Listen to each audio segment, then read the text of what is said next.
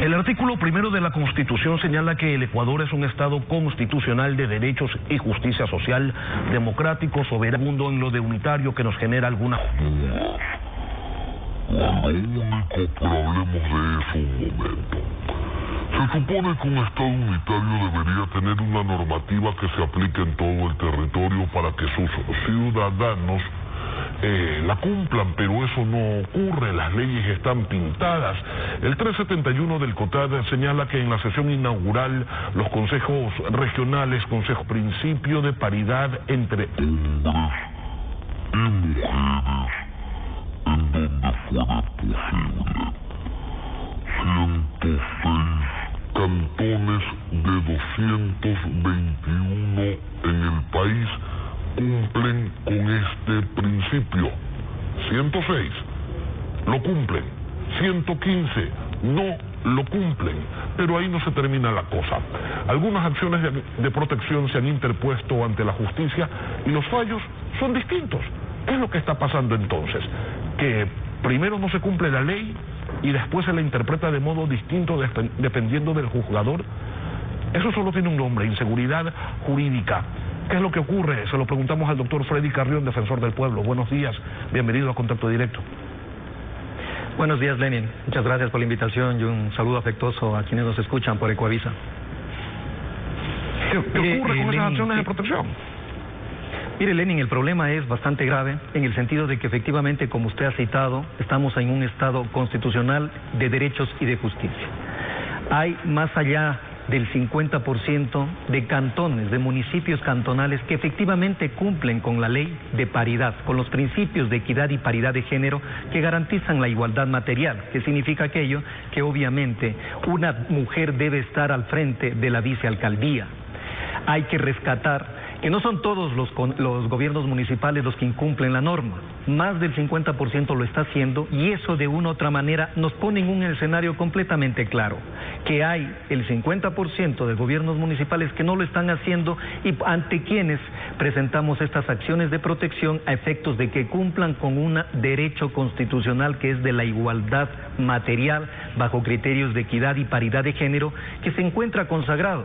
Además del artículo 1 de que usted ha citado de la Constitución, también en el artículo 11, en el artículo 61, 65, 66, que garantizan el tema de la paridad de género, pero sobre todo como una obligación del Estado de activar mecanismos de acción afirmativa que pongan y sobre todo garanticen el derecho de la mujer a encontrarse representada y sobre todo ocupar espacios de opinión, espacios públicos, de dirección, de gestión, de poder, como es una vicealcaldía, que se encuentra garantizado también en el artículo 317 del COTAD. El problema no es la ley, la norma es clara, doctor Carrión, el problema es quien la aplica, y hay unos jueces que se observan taxativamente la norma y hay otros que la interpretan como les da la gana. Lamentablemente, todo lo que usted ha dicho es completamente verdad, y un caso lo tenemos aquí, Lenin, en la ciudad de Quito, que lamentablemente la señora jueza de la Unidad Judicial de la Mujer y la Familia de Tumbaco, sin ningún tipo de argumento, hay que dejarlo bien sentado, sin ningún tipo de motivación, negó una acción de protección que buscaba que una mujer se encuentre al frente de la vicealcaldía bajo argumentos que no son legales ni argumentos que no son jurídicos, y eso hay que decirlo clara y expresamente, Lenin, que inclusive yo me atrevo a pensar de que esta resolución ya se encontraba de antemano establecida, porque realmente ofende a la dignidad de las personas, pero sobre todo a la racionalidad, que tengamos una resolución de una jueza que no tiene ningún fundamento constitucional ni legal, y que adicionalmente las concejalas, 7 de 8 concejalas, expresamente le manifestaron en la audiencia que no habían tenido la oportunidad, ni mucho menos el derecho de la igualdad material, de tener una mujer en la vicealcaldía, pese a que lo propusieron como una moción que no tuvo ni siquiera el trámite parlamentario de ser conocido, de ser votada. Es decir, se coartó definitivamente un derecho que se encuentra en la Constitución, como lo hemos establecido, pero que lamentablemente este tipo de interpretaciones no le hacen bien, primero al derecho, pero sobre todo a la democracia. Ahora, pero doctor, eso no sorprende, porque en este país los jueces hacen lo que les da la gana. Muestra de aquello es el pronunciamiento de la Corte Constitucional, que tuvo que salir a aclarar algo que nunca debió existir, o algo sobre donde nunca debió existir duda, y que sin embargo la injerencia política en la justicia se encargó de adecuar a sus intereses. La Corte Constitucional ha dicho que el Estado, sus instituciones y las personas jurídicas públicas que lo conforman, funciones y órganos como titulares de derechos que son inherentes a la dignidad humana, implica una desnaturalización de la noción de derechos constitucionales. ¿Cuántas veces, doctor Carrión, la justicia admitió a trámite esas acciones de protección interpuestas por el Estado o por sus funcionarios, vulnerando de esa manera los derechos de los ecuatorianos? Definitivamente, la justicia sometida al poder político, y eso lo seguimos viendo actualmente. Es muy loable y sobre todo hay que felicitar la resolución, la aclaración que dio la Corte Constitucional, porque efectivamente el Estado no tiene derechos, Lenin, tiene atribuciones y competencias, facultades.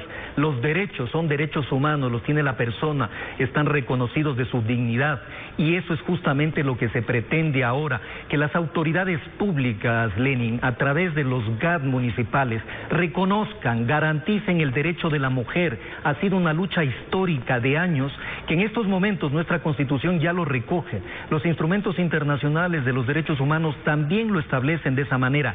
Los comités, solo por ponerle el caso del comité de la CEDAW, exige que el Estado cumpla con el tema de paridad, con el tema de la protección de la mujer, porque a través de estos espacios, Lenin, cuando se le niega la participación y la posibilidad de ocupar cargos públicos de relevante importancia, lo que estamos haciendo es generando índices de violencia política que luego terminarán en violencia física, psicológica. Eso debemos comprenderlos como autoridades. Ahora, las mujeres son el 50% de la población ecuatoriana y del mundo. Doctor, hablando de los derechos de la ciudadanía, de los derechos laborales, la semana anterior usted estuvo en los campamentos de la empresa Furukawa, donde se han denunciado un sinnúmero de violaciones a los derechos humanos. Usted que estuvo allí, que lo recorrió, que conversó con las personas que se encuentran allí trabajando, unos dicen esclavizados, ¿qué fue lo que pudo evidenciar? Lenin, la Defensoría del Pueblo, esto se pronunció en el mes de febrero del 2019 y sobre la base de informes de ministerios y carteras del Estado, como el Ministerio de Salud, como el Ministerio de Inclusión Económica y Social, el Ministerio de Trabajo, se llegó a la Dirección Nacional del Registro Civil, todos llegaron a determinar la vulneración de derechos de más de 5 décadas, Lenin, en un tema de esclavitud laboral. Lo he dicho y lo he ratificado. El caso Furukawa, las haciendas de Furukawa, los campamentos en donde trabajan población afroecuatoriana básicamente, han sido sometidos durante más de 50 años a situaciones indignantes, que fallan, que vulneran los derechos fundamentales, que constituye un caso exclusivo de esclavitud laboral, de servidumbre de gleba, de una esclavitud moderna, en la cual no solamente es el caso de la precarización de la relación laboral, hay gente que ni siquiera tiene la cédula de identidad, no tiene derecho a la identidad, niños que se han encontrado trabajando, de hecho, gente adulta que no conoce otro trabajo que no sea el de cosechar la fibra de abacá.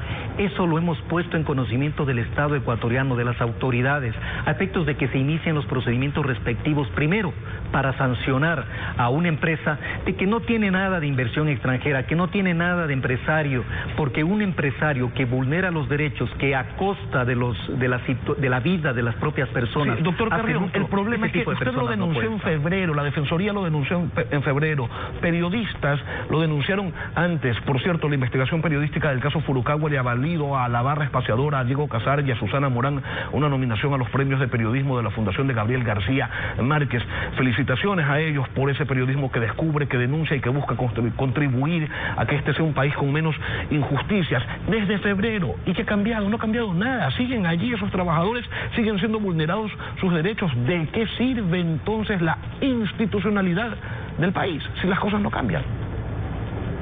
Lamentablemente, Lenin, tengo que compartir con lo que usted acaba de decir. Desde febrero, y no solo desde febrero, desde mucho antes, desde noviembre, que ya se presentó y que se inició el proceso de investigación defensorial, la situación no ha cambiado.